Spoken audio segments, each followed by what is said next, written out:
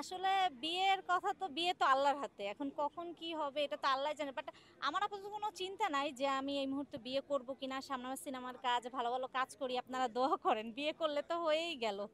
আচ্ছা এই আপু, আরকি। তাহলে আপনার কাছে আমি একটা প্রশ্ন রাখি। দেশের বাইরে কি বিয়ে করবেন নাকি বাংলাদেশে বিয়ে করবেন?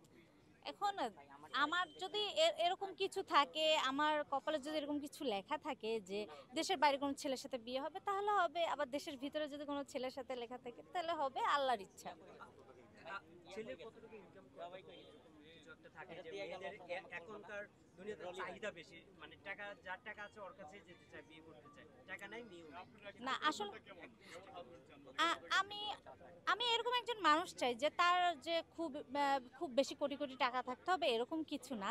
আমি চাই যে খেয়ে পড়ে যেন আমি ভালো থাকি, অ্যাটলিস্ট শান্তিতে থাকি। মানে হয় না যে কোটি টাকা থাকলেও না শান্তিতে থাকা যায় না, সে শান্তিটা পাওয়া যায় না।